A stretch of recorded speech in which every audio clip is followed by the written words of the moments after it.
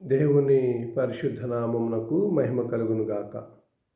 ఈ ఉదయకాలంలో దేవుని యొక్క వాక్యాన్ని ధ్యానం చేయడానికి చేరవచ్చినటువంటి దేవుని పిల్లలందరికీ క్రీస్తు యేసు వారి పరిశుద్ధమైన నామంలో శుభాలు తెలియజేస్తూ ఉన్నాను.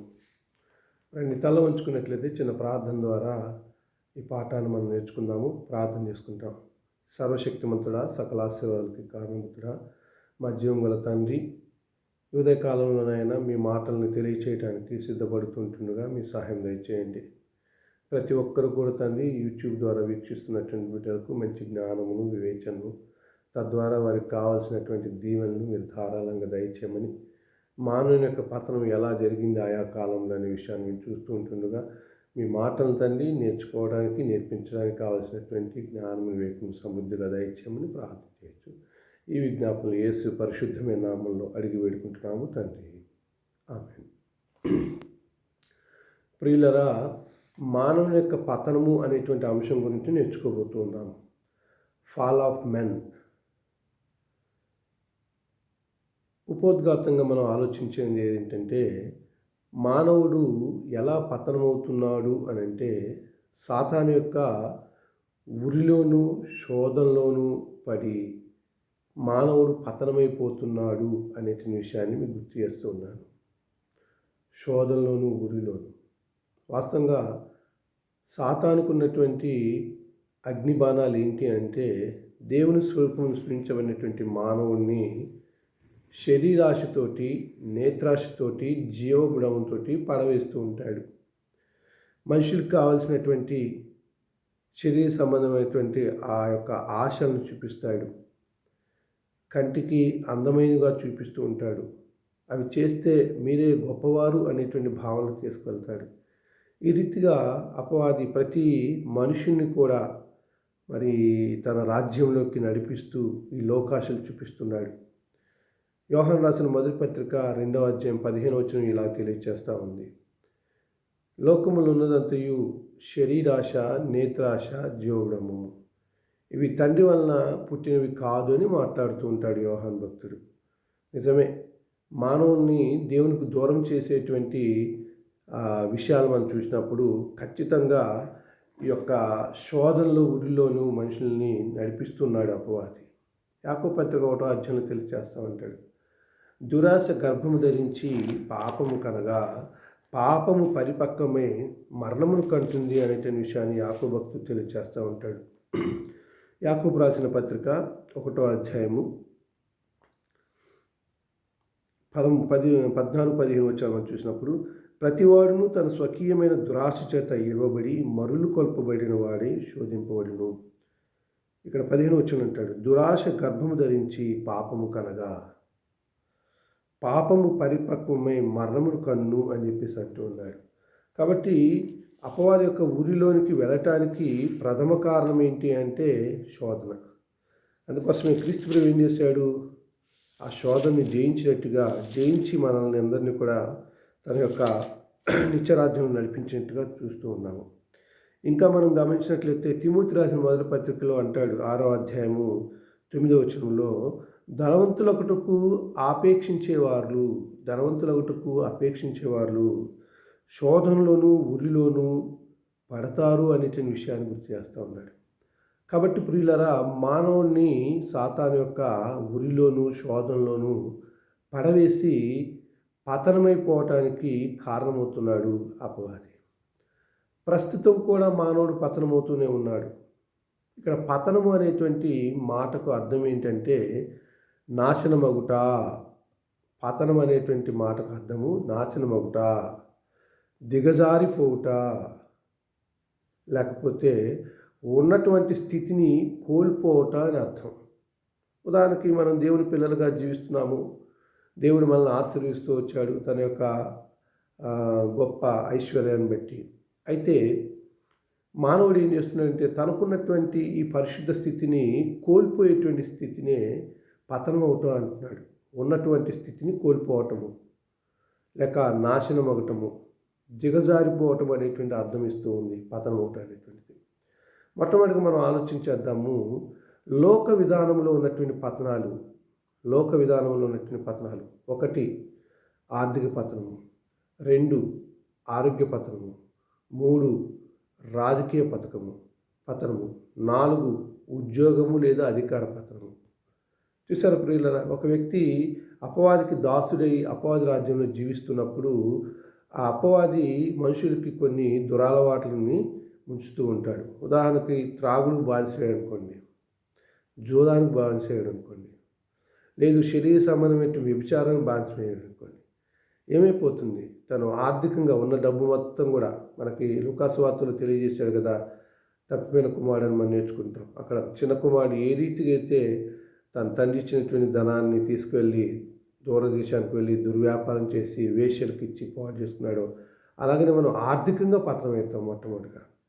రెండవది ప్రియులారా, శరీర సంబంధమైన రుగ్మతలో మరి ఒక మనిషి మదించినటువంటి వాడే, అంటే ఆహార పదార్థాలు ఉన్నాయి కదా, మాంసం తిని దేహం మదించి తాగిన మత్తులో మరి ఇతరుల స్త్రీలతో వ్యభిచారం చేయటం, ఇతర పురుషులతో వ్యభిచారం చేయడం ద్వారా ఆరోగ్య పతనం జరుగుతూ ఉంది. అలాగనే ఈ లోకంలో ఒక వ్యక్తి ఒక మంచి సొసైటీలో ఉన్నాడనుకోండి, రాజకీయం కూడా పతనం అవుతాడు. ఉద్యోగం చేసేవారనుకోండి, ఉద్యోగం కూడా పతనం అయ్యేటువంటి పరిస్థితి. కాబట్టి లోక విధానంలో పతనాలు మనం చూసాము. రెండవదిగా ఆత్మీయ పతనము ప్రారంభం అనేది మొట్టమొదటి ఎక్కడ జరిగింది అని అంటే, ఏదైనా తోటలో ఆదాముతో ప్రారంభమైందనే విషయాన్ని గుర్తు చేస్తున్నాను. ఆత్మీయ పతనం అనేది ప్రారంభము ఏదైనా తోటలో ఆదాముతో, ఇది మనం చూస్తాము. రండి, ఆదికాండము 3వ అధ్యాయానికి మనం వెళ్ళినప్పుడు వాస్తవంగా దేవుడైనటువంటి యెహోవా ఆదామును మరి 2వ అధ్యాయం 7వ వచనంలో అంటాడు, దేవుడైన యెహోవా నేలమట్టితో నరుని నిర్మించి వాని నాసికారంధ్రములో జీవవాయువునొదగా నరుడి జీవాత్మ ఆయనని చెప్పబడుతుంది. దేవుడు మానవుణ్ణి తన స్వాస్థాలతో చేశాడు. మట్టితో మానవుని దేవుని యొక్క స్వరూపాన్ని నిర్మించాడు. వాటిలో ప్రాణం లేదు, మాట్లాడట్లేదు, చూడట్లేదు, నడవట్లేదు, ప్రవర్తించట్లేదు. అప్పుడు దేవుడైనటువంటి యెహోవా మరి మానవ యొక్క ముక్కు రంధ్రాల గుండా తన యొక్క ఆత్మను, జీవవాయువును ఊదినప్పుడు మనిషి జీవించే ఆత్మయ్యాడు. అంటే మరొక రకంగా చెప్పాలంటే మానవుడు పరలోక సంబంధి అనేటువంటి విషయాన్ని మనం మర్చిపోకూడదు.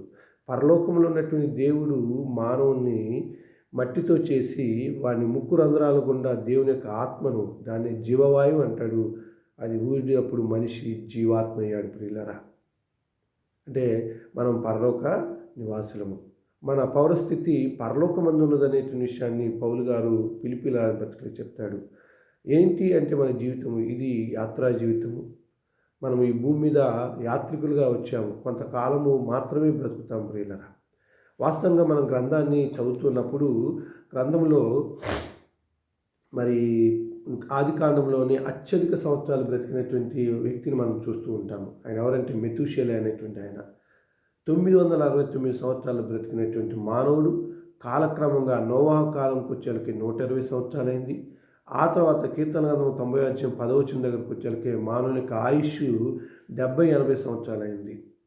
మనిషి యొక్క ఆయుష్ 70 సంవత్సరములు, అధిక బలం ఉన్న 80 సంవత్సరములు, అదియు ఆయాసము ప్రయాసే అని చెప్పేసి చెప్పడం చూస్తున్నాం. నిజంగా అన్ని వందల సంవత్సరాలు బతికినటువంటి మానవుడు తన యొక్క ఆయుష్ను క్షీణింపు చేసుకోవడానికి గల కారణం ఏంటంటే తన యొక్క అవిధేయతే కదా. ఇక నేను మీకేం తెలియచేయాలనుకుంటున్నానంటే ప్రియులారా, మొట్టమొదటిగా ఆత్మీయ పతనం అనేది ఏదేను వనంలోనే, ఏదేను తోటలోనే ఆదాముతో ప్రారంభమైందనే విషయాన్ని మీకు తెలియజేస్తున్నాను.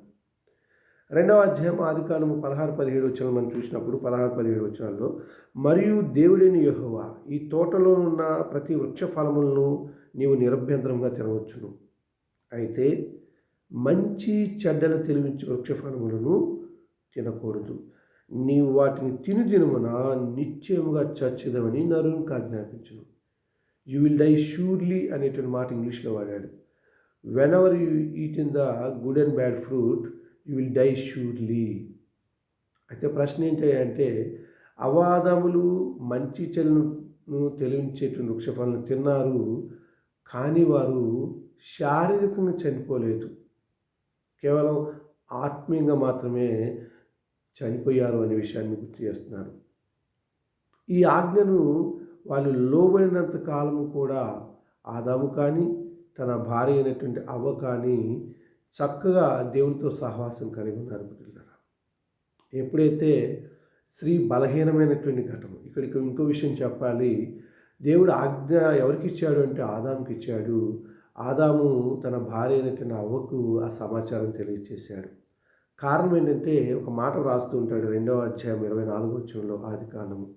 కాబట్టి పురుషుడు తన తండ్రిని తల్లిని విడిచి తన భార్యను హత్తుకొనును, వారు ఏక శరీరం అవుదురు. ఏక శరీరం అంటే ప్రియులారా, తనువులు రెండు, అంటే దేహాలు రెండు. కానీ ఎలా ఏక శరీరం అవుతున్నారు అంటే వారి ఆలోచనలోను, క్రియల్లోనూ, పనిలోనూ ఏకమై ఉన్నారు కనుక ఏక శరీరం అని అంటున్నాడు. ఆదాము దేవుడు చెప్పినటువంటి ఆజ్ఞను తన భార్య అయినటువంటి అవ్వకు తెలియచేశాడు. అయితే ఇక్కడ మనం గమనించవలసిన విషయం ఏంటంటే, పురుషుడు స్త్రీలలో వాస్తవంగా ఎవరు బలవంతులు అని అంటే మనందరికీ తెలుసు, పురుషుడే బలవంతుడు, శారీరకంగా బలవంతుడు. కానీ మరి ఆ పురుషుని మోసపుచ్చటానికి అపవాదు రాలేదు, కానీ బలహీన ఘటమని చెప్పబడినటువంటి అవ దగ్గరికే వచ్చింది.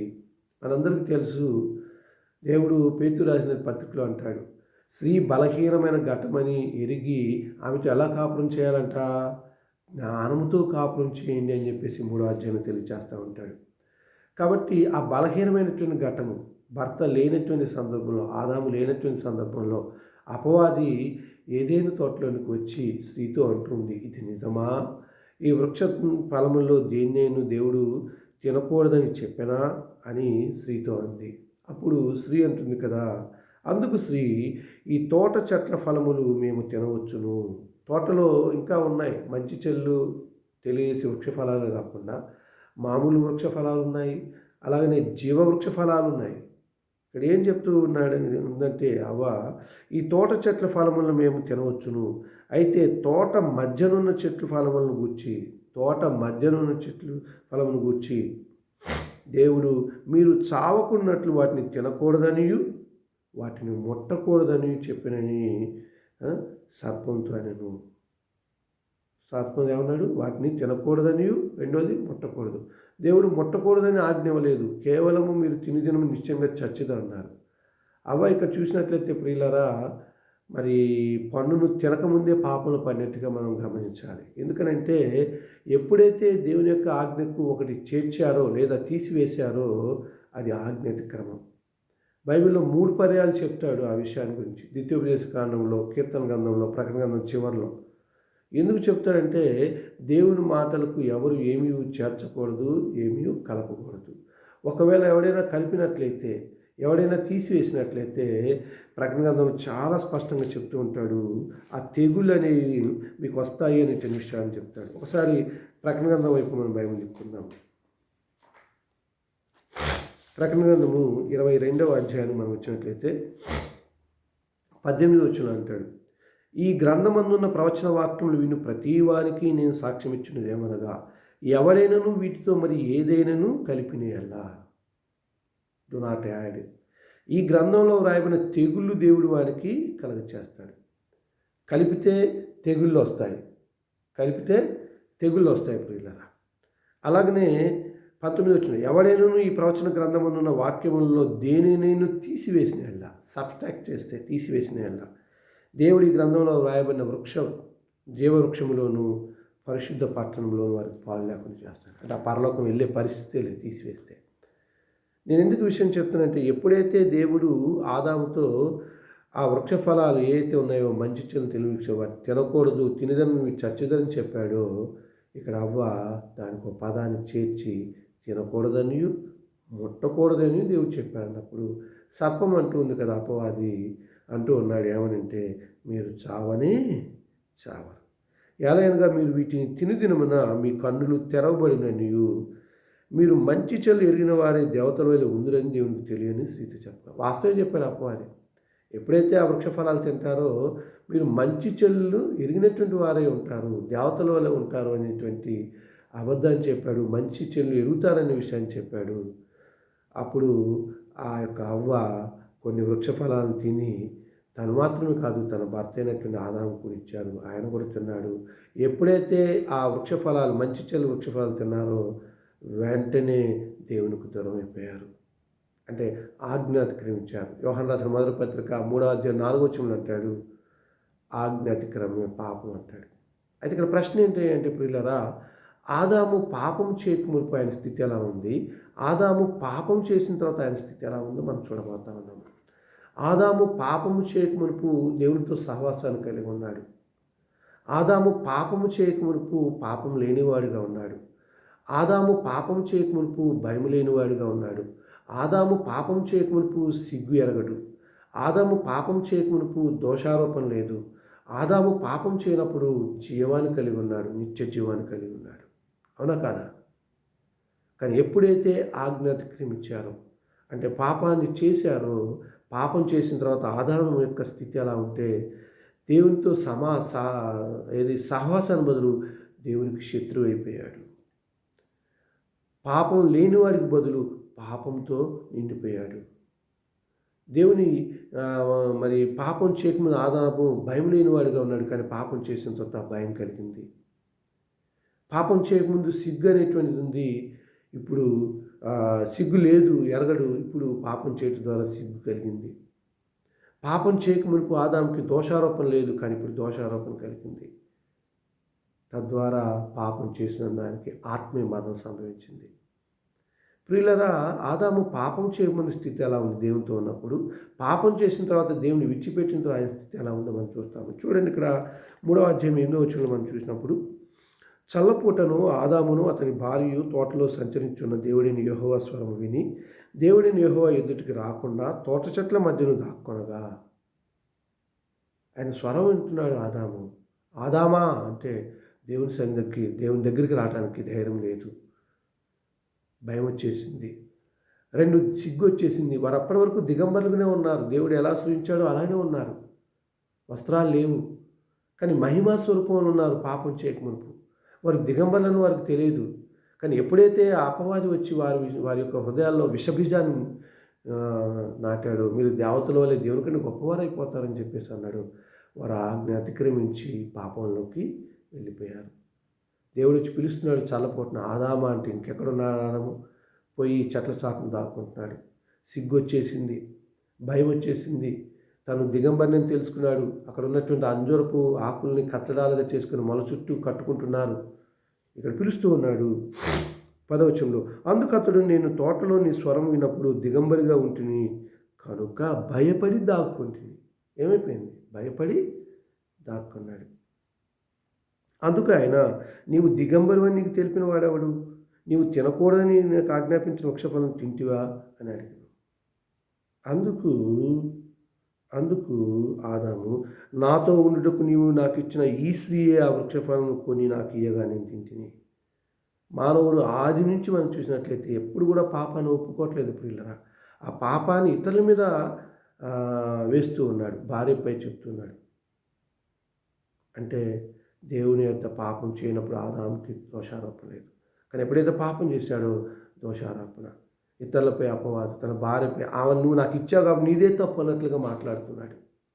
ఎంత చూడండి, దేవుడు కరుణా సంపన్నుడు ప్రియులారా. ఒకవేళ ఆదాము పాపం చేసిన తర్వాత మరలా చేయి చాచి ఏదైనా తోటలో ఉన్నటువంటి జీవవృక్ష ఫలాలు ఉన్నాయి కదా, అవి తింటే ఆయన నిరంతరం అదే పాపంలో జీవిస్తాడని మరలా తన యొక్క ప్రేమను చూపించేసి వాడిని ఏదైనా తోటలోంచి బయటికి పంపివేసి మరలా వారు రాకుండా ఏం చేశాడంటే 24వ వచనం అంటాడు 3వ అధ్యాయంలో, అప్పుడు ఆయన ఆదామును వెళ్ళగొట్టి ఏదైనా తోటకు తూర్పు దిక్కున కెరూబులను జీవవృక్షమునకు పోవు మార్గములను కాయటకు ఇటు అటు తిరుగుచున్న ఖడ్గజ్వాలను నిలబెట్టాడు. చూడండి, ఇందులో కూడా దేవుని ప్రేమ ఉంది. ఒకవేళ పాపంలో ఉన్నటువంటి ఆదామావులు మరలా జీవవృక్ష ఫలం తిన్నారనుకోండి, అదే పాపంలో నిరంతరం జీవిస్తారు. కనుక దేవుడు వారు ఏదైనా తోట నుంచి వెళ్ళగొట్టేసి ఖడ్గజాలం చేత కాపలా ఉంచాడు. ఈ ఏదైనా వనంలో కనిపించినటువంటి ఈ యొక్క మరి జీవవృక్షాలు మనం ప్రకటన గ్రంథం చివరిలో చూస్తాం. కాబట్టి ఇక్కడ మీకు ఏం తెలియచేయాలనుకుంటున్నానంటే, ఆత్మీయ పతనం అనేది ప్రారంభము ఏదైనా తోటలోనే ఆదాముతో ప్రారంభమైంది అనే విషయాన్ని మనం చూడాలి. రెండవదిగా మనం గమనించినట్లయితే ప్రియులరా, నోవాహు కాలంలో మానవుని యొక్క పతనం.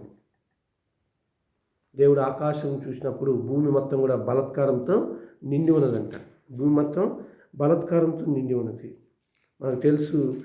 మరి 6వ అధ్యాయం మనం చూసినప్పుడు దేవుని దృష్టికి నోవాహు మాత్రమే యథార్థవంతుడుగా కనిపించాడు. చూడండి, నీతిమంతులైనటువంటి వారిని దేవుడు రక్షిస్తూనే లోకంలో పాపం చేసేవారిని శిక్షిస్తూ ఉన్నాడు ప్రియులారా.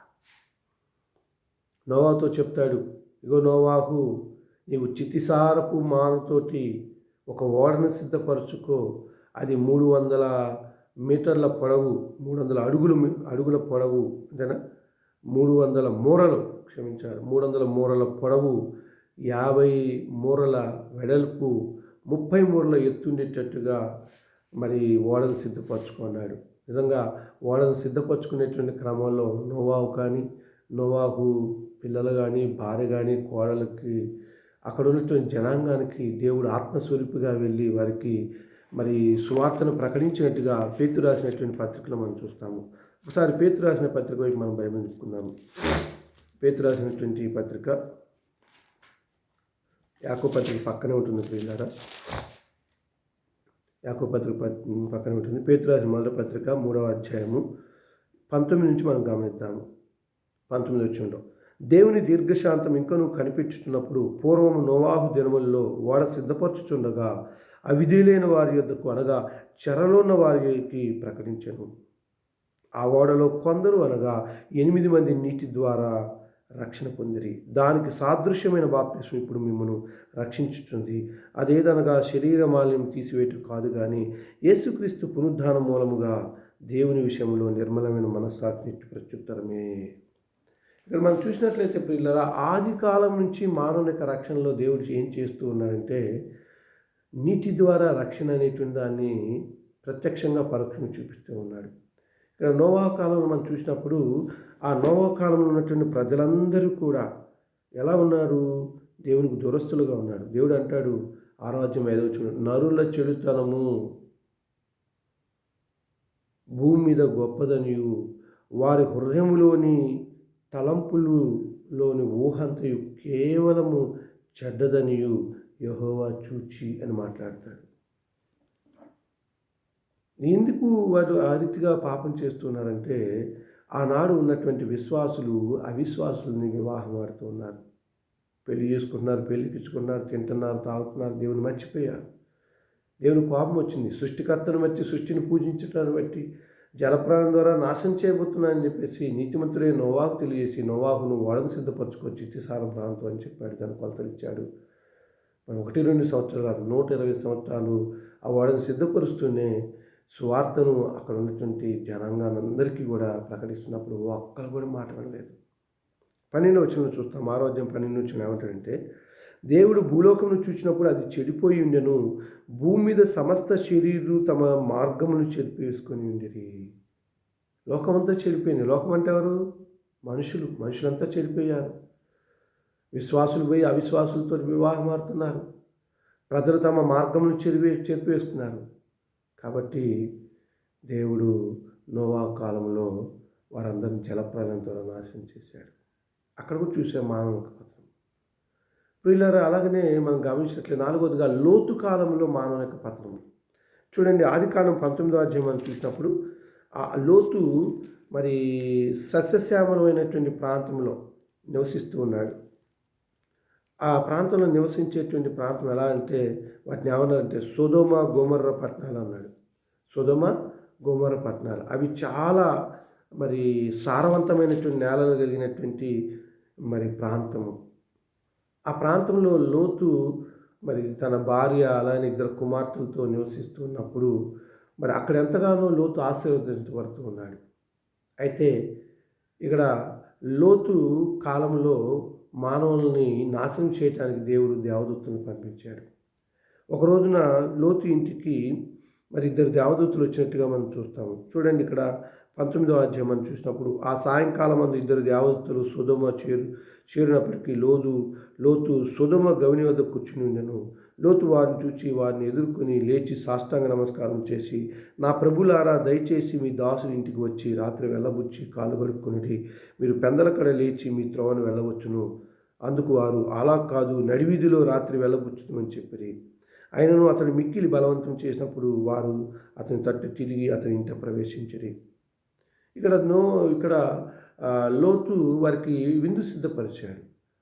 నేను ఎందుకు ఈ విషయం తెలియజేస్తున్నానంటే, లోతు కాలంలో ఉన్నటువంటి అక్కడ ప్రజల యొక్క దుర్వ్యవస్థ, లేకపోతే వారికి ఉన్నటువంటి దుర్వ్యసనాలు ఎలా ఉన్నాయంటే, పురుషులు కూడుకునేటువంటిది లైంగికమైనటువంటి వాంఛ. పురుషులను సైతం పురుషులు కూడుకుంటున్నారు. అంటే సెక్సువల్‌గా ఆ పాపం చేసేటువంటి పరిస్థితి ఉంది. ఆ సొదొమ పట్టణంలో ఉన్నటువంటి వాళ్ళందరూ కూడా దుమ్మిగా వచ్చారు. ఈరోజు మీ ఇంటికి వచ్చిన పురుషులు వారితో మేము కూడాలని చెప్పేసి అంటుందన్నమాట. 5వ వచనం చూస్తాం. లోతుని పిలిచి, ఈ రాత్రి నీ యొద్దకు వచ్చిన మనుషులు ఎక్కడ? మేము వారిని కూడినట్లు మా యొద్దకు వారిని వెలుపలికి తీసుకురమ్మని అతనితో చెప్పగా, పాపం చేయటానికి శరీర సంబంధమైనటువంటి ఆ రుగ్మత అనేది వారందరికీ ఉంది. లోతు వెలుపల ద్వారం వద్దనున్న వారి దగ్గరికి వెళ్ళి తన వెనక తలుపు వేసి, అన్నలారా, ఇంత పాతకము కట్టుకొనకుడి. ఎవరు వీళ్ళు? 4వ వచనం చూడండి. వారు పండుకొనక ముందు ఆ పట్టణస్థులు, అనగా సొదొమ మనుషులు, బాలురును వృద్ధులను ప్రజలందరూ నలుదిక్కుల నుండి కూడి వచ్చి ఆ ఇల్లు చుట్టూ వేశారు. అక్కడ వ్యభిచార కూపంలో ఉన్నటువంటి పరిస్థితి ఎవరెవరు? బాలురున్నారు, వృద్ధులున్నారు, ప్రజలందరూ కూడా లోతు ఇంటిని ముట్టడి వేశారు. లోతు చెప్తూ ఉన్నాడు, ఇంత పాతకం చేయొద్దు. లోతు మాటలను ఆలకింపుకొని ఎదురు తిరుగుతున్నారు అక్కడ వచ్చినటువంటి ప్రజలు. ఇంకా వచ్చిన వారి కంటే లోతునకు ఎక్కువ కీడు చేయతలంచారు. అంటే వాస్తవంగా వచ్చినటువంటి దేవదూతలు సొదొమ గొమొర్రాలను నాశనం చేయడానికి వచ్చారు, అగ్నిగంధకాలు కురిపించడానికి వచ్చారు. కానీ అంతకంటే ఎక్కువ పాతకం ఆ ఊరిలో ఉన్నటువంటి వారు చేయడానికి వచ్చారు. దేవుడు కనుమబ్బు కరగచేయడం ద్వారా ఆ వచ్చినటువంటి మనుషులు కలగలేదు. కానీ లోతు అక్కడ అంటాడు, అయ్యా, పురుషుని ఎరగని 2 కుమార్తెలు నాకున్నారు, వారిని మీకు ఇస్తాను, వారిని మీకు ఇచ్చాను. అంటే చూడండి, దేవుని అతిథులుగా వచ్చినటువంటి వారిని రక్షించడానికి చివరికి తన కన్నా పుట్టినటువంటి కుమార్తెను సైతం కూడా వారి యొక్క పాపానికి బలివ్వటానికి ప్రయత్నం చేశాడు. కానీ వాళ్ళు ఏమంటున్నారంటే, వీడు ఎక్కడి నుంచో వచ్చి మన మీద ఈ యొక్క పాతకము మన మీద నెడుతున్నాడు. 8వ వచనంలో, ఇదిగో పురుషుని కూడిన 2 కుమార్తెలు నాకున్నారు, సెలవైతే వారిని మీ వద్దకు వెలుపలికి తీసుకొని వచ్చేదను, వారిని మీ మనసుకు వచ్చినట్టు చేయండి. ఈ మనుషులు నా ఇంటికి వచ్చి ఉన్నారు కనుక వారిని మీరేమీ చేయకూడదని చెప్పినప్పుడు వారు, నీవు అవతలకు పొమ్మండి. మరియు వారు, వీడెవడో మనలోని పరదేశిగా వచ్చి తీర్పరగా ఉన్న చూచున్నాడు,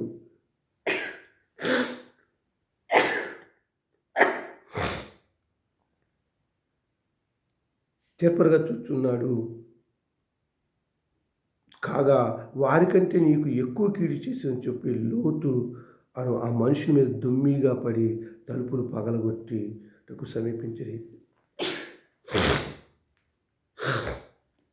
ప్రియులారా, ఇక్కడ మనం చూసినప్పుడు లోతు కాలంలో మానవులు ఈ రీతిగా పతనమైపోయారు. ఆ తర్వాత మీకు తెలుసు, దేవుడు ఆ లోతుని సొదొమ గొమొర్రా పట్టణం నుంచి సోయారు అనేటువంటి ప్రాంతానికి వెళ్ళిపోండి,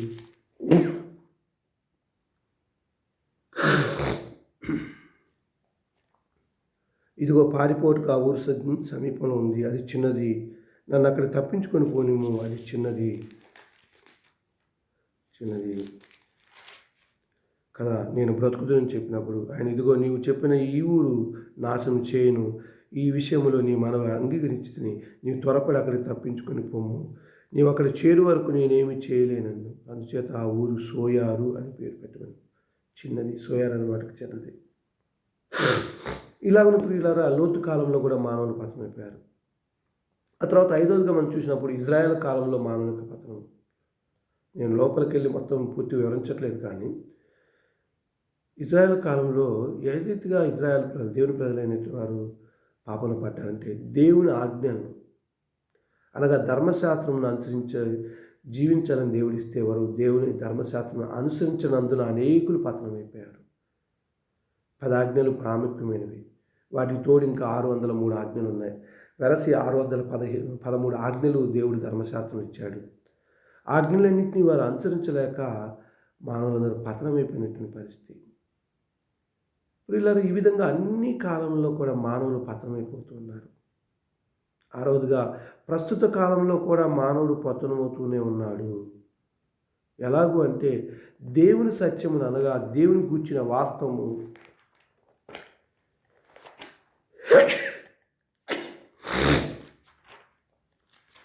రోమీయులకు రాసిన పత్రికకు మనం వెళ్తాము. రోమీయులకు రాసిన పత్రిక 1వ అధ్యాయము 1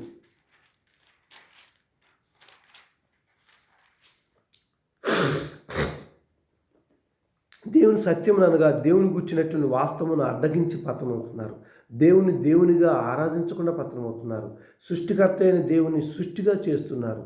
మనము రోమిలిన పత్రిక 1వ అధ్యాయం మనం చూస్తున్నప్పుడు మరి ఎందుకు దేవుని యొక్క కోపం మనుషుల మీద రగులుకుంది అంటే, దుర్నీతి చేత సత్యమును అడ్డగించి మనుషుల యొక్క సమస్త భక్తిహీనత మీద దుర్నీతి మీద దేవుని కోపం పరలోకం నుంచి బయలుపరచబడుతుందని మాట్లాడుతున్నాడు.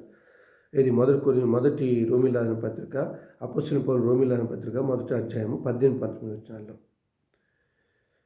ఆయన అదృశ్య లక్షణాలు, ఆయన దేవత్వం గురించి తెలిసి కూడా ఆ అదృశ్య లక్షణాలు కలిగి ఉన్నటువంటి దేవుడు, ఆయన సర్వశక్తిమంతుడు, సర్వజ్ఞుడు, సర్వాంతర్యామి, పరిశుద్ధుడు, నిత్యుడు అని నిత్యశక్తి తెలిసిన లక్షణాలు తెలిసినప్పటికీ కూడా సృష్టికర్తను విడిచి సృష్టిని పూజించడం మొదలుపెట్టాడు ఆనాడు ఉన్నటువంటి ఇశ్రాయేలు ప్రజలు.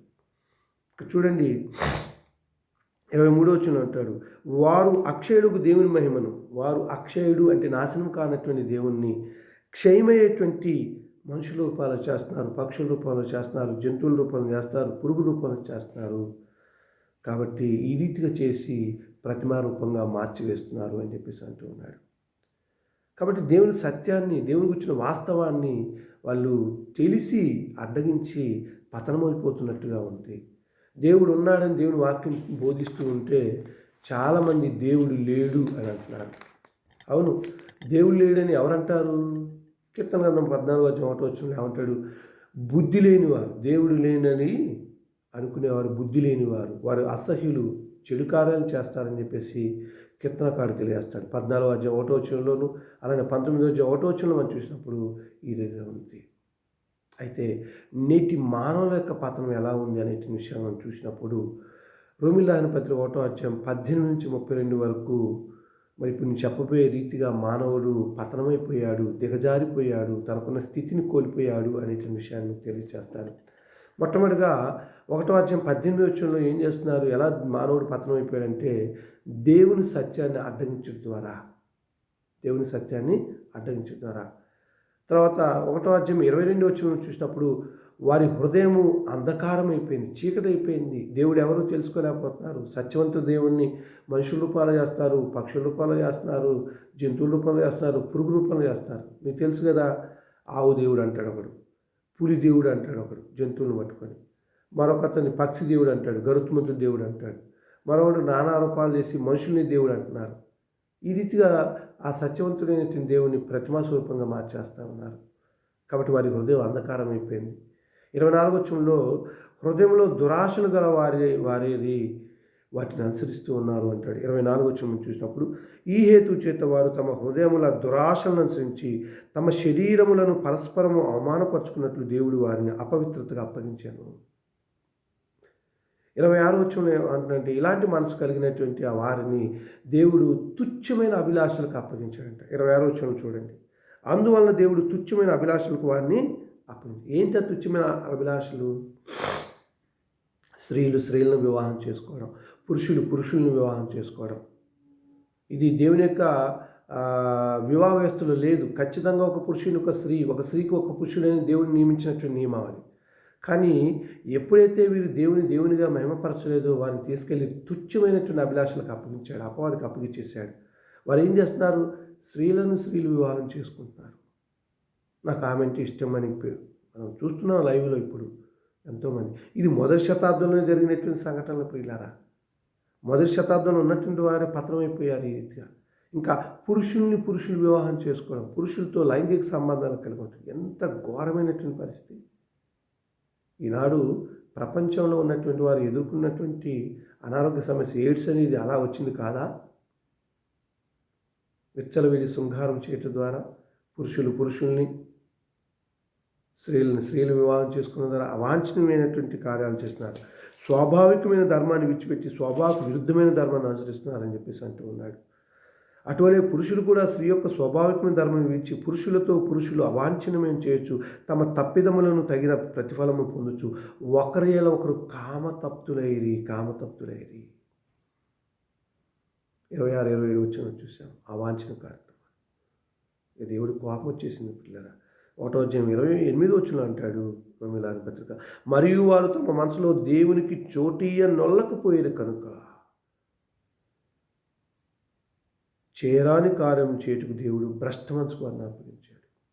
దేవుడు వారిని ఏం చేశాడు? చేయరాని కార్యాలు చేయడానికి భ్రష్ట మనసు కంటే అపవాదికి అప్పగించేశాడు. మనం అపవాదికి అప్పగించడానికి గల కారణం ఏంటంటే మన యొక్క అవిధేయతే, దేవునిగా మహిమపరచకపోవటమే, దేవుని ఆరాధించకపోవటమే. ఈ శరీర సంబంధమైనటువంటి తుచ్చమైన అభిలాషల యందు ఆశ కలిగి ఉండటాన్ని బట్టి దేవుడు భ్రష్ట మనసుకు అప్పగించేశాడు. అలా పతనమైనటువంటి మానవుడు, అలా దిగజారిపోయినటువంటి మానవుడు, అలా ఉన్న స్థితిని కోల్పోయినటువంటి మానవుడు, భ్రష్టులైపోయినటువంటి వారి యొక్క లక్షణాలను ఇక్కడ పౌలు గారు రోమీలకు రాస్తూ 1వ అధ్యాయము 29 నుంచి 31 వచనాల వరకు మనం చూస్తాము. 21 చెడ్డ లక్షణాలకు అప్పగించేశాడు ప్రియులారా. అందులో మొట్టమొదటిది ఏంటంటే సమస్తమైన దుర్నీతి. మనము 29 వచనం నుంచి 31 వరకు చూస్తే ఈ 3 వచనాల్లో 21 చెడ్డ లక్షణాల గురించి చెప్తాడు. అట్టివారు సమస్తమైన దుర్నీతి చేతను. దుర్నీతి అంటే దేవుని నీతి కానిది. దుష్టత్వం అంటే చెడుతనము. దుష్టత్వం అంటే చెడుతనము. మూడోది లోభము అంటున్నాడు. లోభం అంటే పిసినారితనము. 4వది ఈర్ష్య అంటే ఓర్వలేనితనము.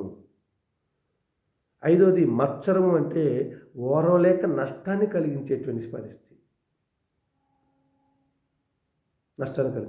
తర్వాత నరహత్య, మనుషుల్ని చంపటము, నరుని చంపటము. కలహము, దెబ్బలాడేటువంటి నైజము. ఇకపోతే కపటం అంటే వేషధారణ. క్రీస్తు ప్రభు తన బోధలు ఇది చెప్తాడు, వేషనైనా క్షమిస్తాను కానీ వేషధారణ క్షమించనని చెప్పేసి అన్నాడు. ఒకవేళ క్రైస్తవులుగా నువ్వు వేషధారణ కలిగి ఉన్నావా, దేవుని రాజ్యానికి వారసులు కాదు. మిమ్మల్ని కూడా భ్రష్ట మనసుకు దేవుడు అప్పగించేటువంటి పరిస్థితి, జాగ్రత్త. 9వదిగా వైరము అంటే కలహమును కొనసాగించే పరిస్థితి. 10వది కొండెగాండ్లు అంటాడు. కొండెగాండ్లు అంటే కొండెములు చెప్పేవాళ్ళు, అక్కడ చెప్తారు కదా, చాడీలు. అపవాదులు, లేని నిందలు వేసేవారు. దేవాద్వేషులు అంటే దేవుని దూషించేవారు, లేక మంచివారిని దూషించేవారు. 13వదిగా హింసకులు, హింసించేవారు. 14వది అహంకారులు అంటే గర్విష్ఠులు అంటే నాశనానికి ముందు ఏం నడుస్తుందని చెప్పాడు దేవుడు? గర్వం నడుస్తుంది. గర్విష్ఠులుగా ఉంటే కూడా మనం భ్రష్ట మనసులో వెళ్ళిపోతాం. తర్వాత బింకములు ఆడేవారు. 15గా బింకములు అంటే లేని గొప్పలు చెప్పేవాళ్ళు. నాకు అది ఉంది ఇది ఉందని ఎచ్చులు చెప్తాం కదా, దాన్ని బింకములు ఆడేవారు అంటారు.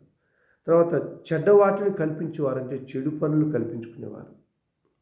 17వదిగా తల్లిదండ్రులకు అవిధేయులు. అంటే తల్లిదండ్రుల పట్ల విధేయత లేనివారు. వృద్ధాప్యంలో వారిని రైల్వే స్టేషన్లో, బస్ స్టాండ్లో, లేకపోతే అనాథాశ్రమంలో పంపించేవారు. అవివేకులు అంటే వివేకం లేనటువంటి వారు. 19గా మాట తప్పువారు అంటే మాట నిలబెట్టుకోలేని వారు, నిబంధనను మీదేవారు, లైక్ ఆదంలాగా. తర్వాత 25గా అనురాగరహితులు అంటున్నాడు. అనురాగరహితులు అంటే సహజంగా ఉండవలసిన ప్రేమ లేనివారు. చివరిగా నిర్దయులు అంటే దయలేనటువంటి వారు. ఇక్కడ మనం చూసినట్లయితే ప్రియులారా, 21 రకాలైనటువంటి చెడు గుణాలకి దేవుడు వారిని అప్పగించేశాడు. మొట్టమొదటిది సమస్తమైన దుర్నీతి అంటే దేవుని నీతి కాంది. దుష్టత్వము అంటే చెడుతనము. లోభం అంటే పిసినారితనము. ఈర్ష్య అంటే ఓర్వలేనితనము. మత్సరం అంటే ఓర్వలేక నష్టాన్ని కలిగించేటువంటి పరిస్థితి. నరహత్య అంటే మనుషుల్ని చంపటము. కలహం అంటే దెబ్బలాడేటువంటి గుణము. కపటం అంటే వేషధారణ. వైరం అంటే కలహమును కొనసాగించటము. కొండగాండ్లు అంటే ఒకరిపై ఒకరు అపవాదులు చెప్పడము అంటే కొండములు చెప్పేవారు. అపవాదులు అంటే లేని నిందలు చెప్పేవారు. దేవదూషణ అంటే దేవుని దూషించేవారు, మంచివారిని దూషించేవారు. హింసకులు అంటే హింసించేవారు. అహంకారులు అంటే గర్విష్ఠులుగా ఉన్నవారు. బింకములు ఆడేవారంటే లేని గొప్పలు చెప్పుకునేవారు. చెడ్డవాటిని కల్పించుకున్నవారు ఎవరంటే చెడు పనులు చేసేవారు. తల్లిదండ్రులకు అవిధేయులంటే తల్లిదండ్రుల పట్ల విధేయత లేకుండా వారిని రైల్వే స్టేషన్లో, బస్ స్టాండ్లో, లేకపోతే అనాథాశ్రమంలో ప్రవేశించేవారు. అవివేకులు వివేకము లేనటువంటి వారు. మాట తప్పువారు, మాట నిలుకడ నిలుపుకోలేనివారు. క్రైస్తవులు అంటేనే మాట, అవునంటే అవును, కాదంటే కాదంగా ఉండాలి. కానీ వారు నిబంధనలు మీరేటువంటి వారంట, మాట తప్పేవారు. అనురాగ రైతులంటే సహజంగా ఉండవలసిన ప్రేమ లేనివారు. చివరిగా నిర్దయులు అంటే దయలేనివారు. నా ప్రియ దేవుని పిల్లారా, ఇప్పటివరకు మనము దేవుని దగ్గర నుంచి భ్రష్టులైపోయి దిగజారిపోయినటువంటి వారి గుణాలను 21 రకాలు చూసాము. ఒకవేళ మనము ఈ 21 రకాల్లో దేంట్లో ఒక దాంట్లో ఉన్నట్లయితే నేను మనందరం కూడా దేవునికి దూరమైపోయినాము, భ్రష్టులైపోయాము, తద్వారా నిత్య నాశనం గురవుతున్నాము అనే విషయాన్ని గుర్తు చేస్తున్నాను. ప్రియులారా, ఈ రీతిగా మానవుడు దేవుని నుంచి తొలగిపోయాడు, దిగజారిపోయాడు, పతనమైపోయాడు అనే విషయాన్ని మనం గమనించవచ్చు.